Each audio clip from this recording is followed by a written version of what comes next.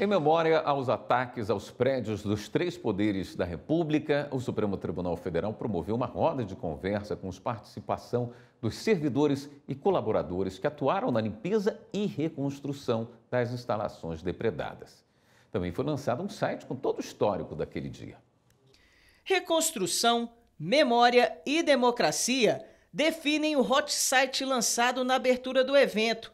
Nele estão informações que vão desde os ataques e a destruição do prédio até o processo de reconstrução e a responsabilização daqueles que invadiram e depredaram as instalações da corte.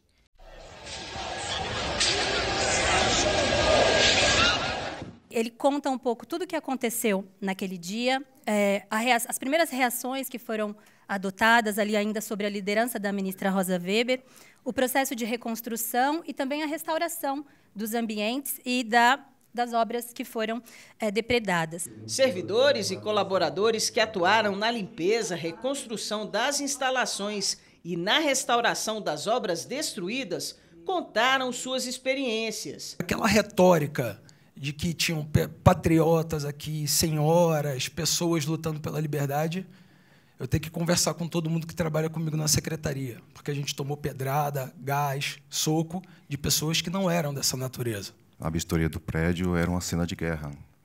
Eram marcas de sangue, marcas de bomba, queimaduras no carpete, tubulações expostas, tudo encharcado, porque estourou o sistema de incêndio. Então, era uma cena de guerra. E, por onde eu olhava, eu via trabalho sem fim para fazer. Logo assim que a equipe pôde entrar, todos os fragmentos de peças e objetos danificados foram recolhidos, identificados, fotografados e levados ao laboratório de conservação. Foi muito difícil, a gente trabalhou incansável, porque era dia, era tarde, a gente não tinha hora para parar. Mas conseguimos limpar em tempo, conseguimos. A gente pensava até que não ia conseguir, né? Mas, com a ajuda dos desencarregados, cooperagem, né, nós conseguimos limpar no tempo hábil. A juíza ouvidora do STF, Flávia Carvalho, destacou a importância de não deixar a data ser esquecida. Ainda que o Supremo tenha sido reconstruído, aquela lembrança de horror precisa voltar, ainda que seja uma lembrança de horror. Para quê? Para que a gente continue tendo horror àquele dia, horror àquele episódio, para que aquele episódio nunca mais se repita, para que o tempo não apague o horror que nós sentimos, que todos nós nos lembramos onde estávamos e nos lembramos o horror que tivemos diante daquele dia. Que essa memória permaneça viva em nós, para que nós possamos nos manter defensores e defensoras da democracia. Já o ministro Gilmar Mendes afirmou que o ataque não foi um movimento espontâneo de pessoas. Também disse que é preciso repensar o papel dos militares no arranjo político. Devemos debater com coragem qual é o papel dos militares em nosso arranjo político, regulamentando como deve ser feita a eventual transposição entre os cargos típicos dos militares e aqueles voltados à representação democrática. Há projetos em andamento no Congresso que objetivam alcançar um equilíbrio nessa matéria, preservando as Forças Armadas como instituição fundamental para a defesa da pátria, mas evitando a militarização da administração e a politização dos quartéis.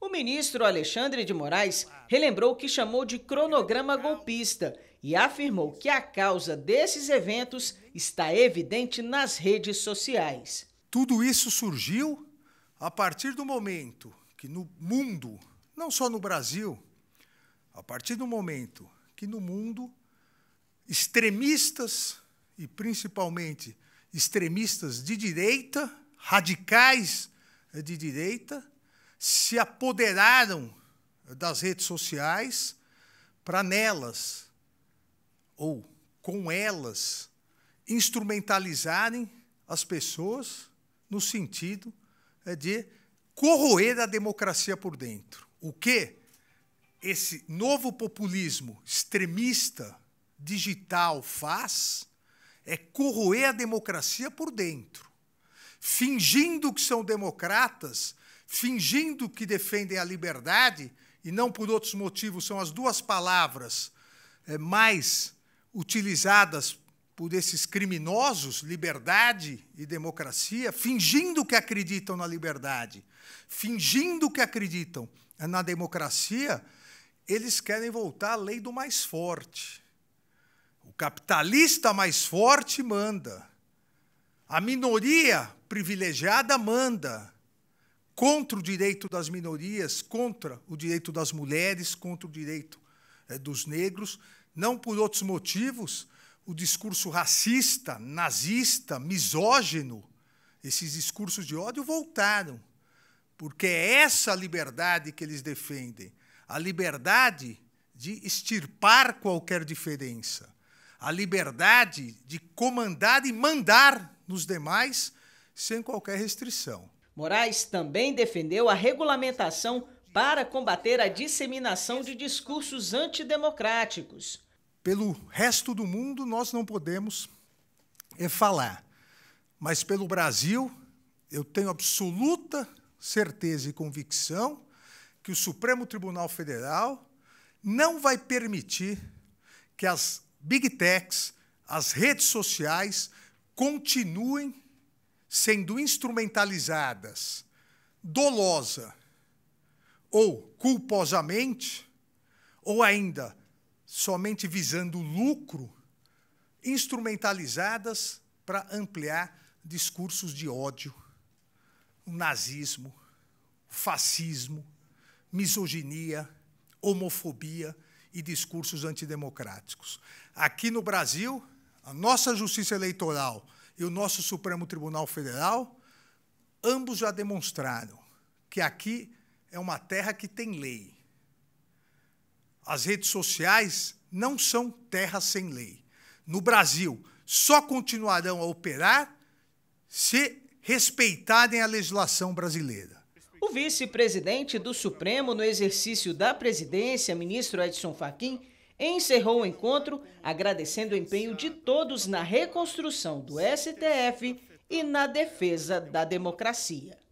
Esses ataques brutais de 8 de janeiro impactaram a todos, alguns em menor, outros em maior grau. Por isso, a proposta de uma roda de conversa, em que podemos parar um pouco e nos reunirmos, não apenas para falar, mas especialmente para ouvir, que é o primeiro ato da fala, é a escuta, escutar e refletir, esse momento se mostra necessário para que consigamos seguir em frente e, ao mesmo tempo, mostrar que nunca esqueceremos e que nos manteremos firmes e atentos. É verdade que aqueles ataques deixaram enormes estragos materiais para as instituições atingidas. Aqui no Supremo, além dos cerca de 12 milhões de reais em prejuízos para os cofres públicos, algumas peças de obras de arte tiveram perda total, objetos esses que faziam parte do acervo histórico do tribunal. Esse encontro, nada obstante, não foi, como se viu, para falar somente de bens materiais que, em sua maioria, puderam ser recuperados ou restaurados pelo valoroso trabalho de nossas equipes, mas sim para falar sobre como esse episódio marcou a vida de quem trabalha nesta instituição. A propósito, aqui estão representadas pelas servidoras e servidores aqui presentes, algumas unidades das muitas unidades do tribunal que tiveram um papel fundamental na reconstrução do edifício sede do Supremo Tribunal Federal. Encerro reforçando que é importante lembrarmos desse 8 de janeiro, porque representa uma cicatriz histórica de afronta à democracia brasileira, que não se pode e não se deve esquecer, sob pena de, no futuro, ocorrer algo pior.